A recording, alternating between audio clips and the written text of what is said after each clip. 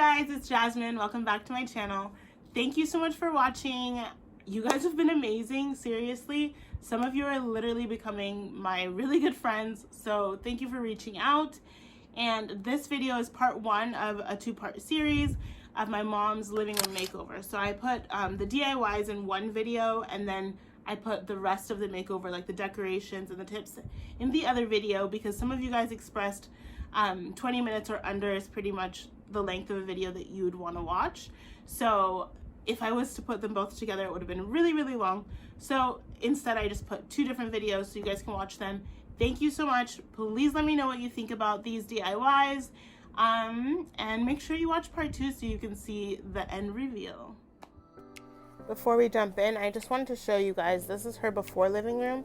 I'll be working on the table and chairs in the corner, the large china hutch, the mantle, and then a couple other DIYs that are not currently in the room.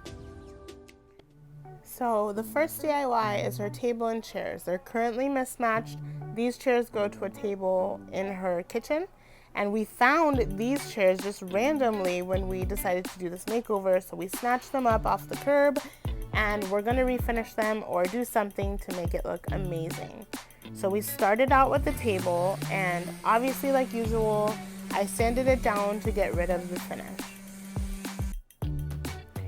So after sanding down the table, I saw that the legs had a little bit of the stain left on them, but we actually kind of liked the way that it looked. It gave it kind of like that rustic farmhouse feel. So we left that old stain on in the cracks, and we just added a stain on top. Before I stained it, I did wipe it down. I used like a combination of rubbing alcohol and water. I looked it up for some reason. It said that that's what you can use to clean off the sanding. And for the stain, I used a medium walnut Danish oil. And then for the chairs, I wiped them down really well, and then I used this flat black.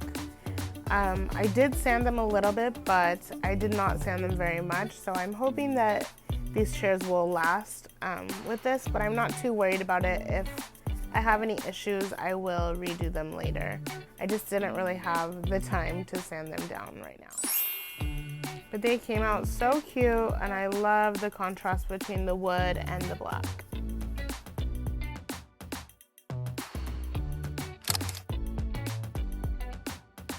So I'm totally in love with this DIY. I found this vase on her shelf as I was cleaning out her living room. I grabbed the cinnamon spray paint, and I sprayed about 3 coats. I love this vase because it has such a pretty shape, and it has a little texture on there. It has like these little rings around that. When it was spray painted, it looked so pretty. This color is almost like a terracotta color, but it's called cinnamon, and it's just beautiful. And I can't wait for you guys to see how it looks styled in the room, because it's my favorite piece.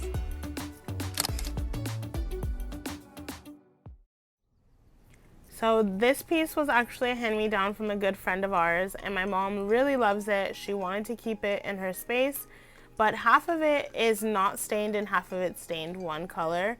So we took it outside, I sanded it down, and I wanted to refinish it so it could all be one color.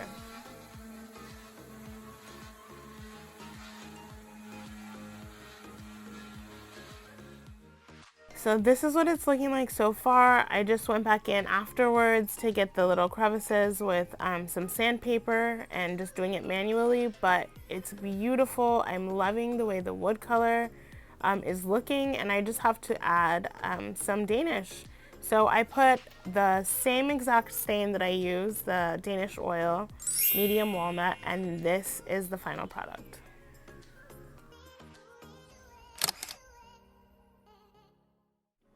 So DIY number 4 is this piece from IKEA. I'm not exactly sure what it is. Is it a TV stand? Is it a shoe rack? I'm not really sure. But she already had it, so we're gonna use it as a bench.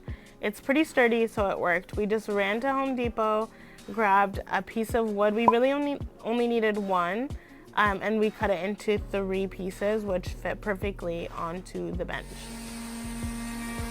I sanded them down just to smooth out the wood, because sometimes the wood is kind of a little bit rough and can be a little splintery, but I just sanded it down, smoothed it out really quick, and then added this weathered oak stain that I found at Home Depot. I'm trying to get it to match her table, and I'll insert a photo here. It was very difficult because you guys know me and wood stain, we're not best friends. So finding the perfect combination was kind of hard, but I think I came as close to it as I possibly could.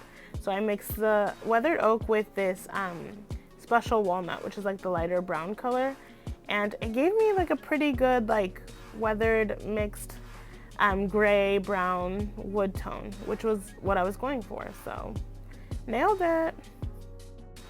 So after the wood stain was dry, I just laid my pieces out on top of the bench and just kind of found what the best combo was, because obviously these pieces are not perfect. So some pieces fit more nicely next to other pieces. So I just kind of found a good even flow, and then I grabbed my wood glue and then I glued each piece down. Just kind of put a generous amount of glue because this glue will really hold these pieces on.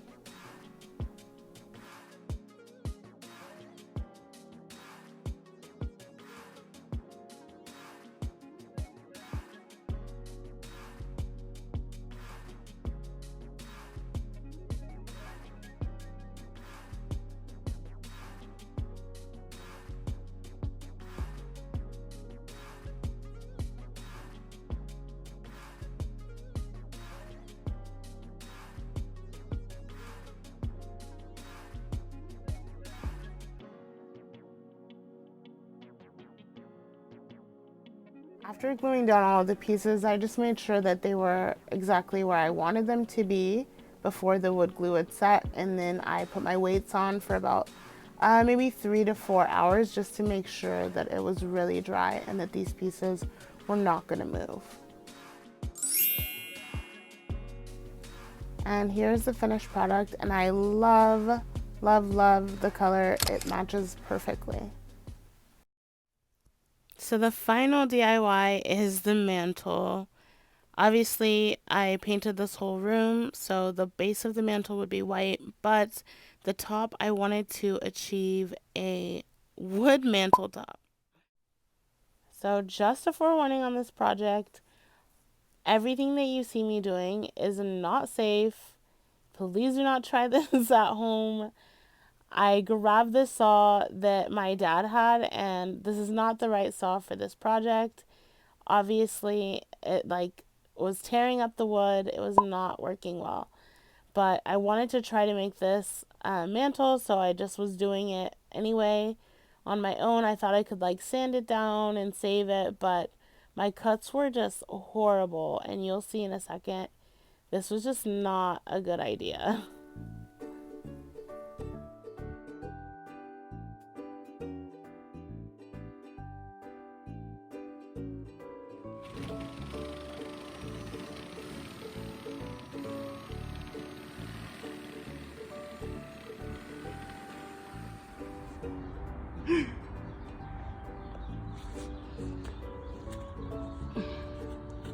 So this is what's going on. I'm a little bit overwhelmed by this project. So yeah, here's where we're at.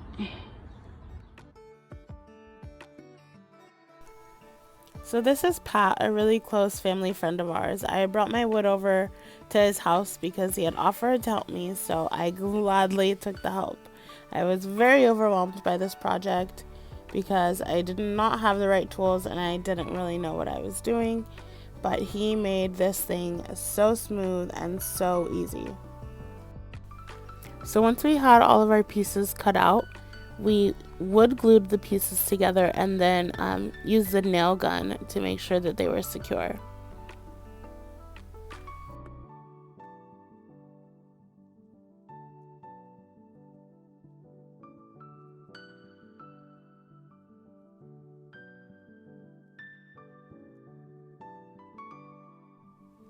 Then he cut out a little space where our window actually overlaps with the mantle. So he made a little specialized slot for that. And then we filled in all of the cracks and the little holes from the nail gun with some plastic wood.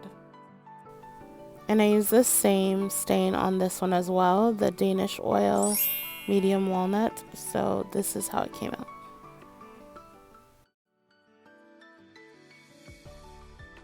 Thank you guys so much for watching. If you enjoyed this video, please give it a thumbs up. And please make sure to watch video part 2 so you could see the reveal of the room. And also, please leave comments. And if you're not already subscribed, subscribe to my channel. Thank you guys so much for watching, and I'll see you on the next one.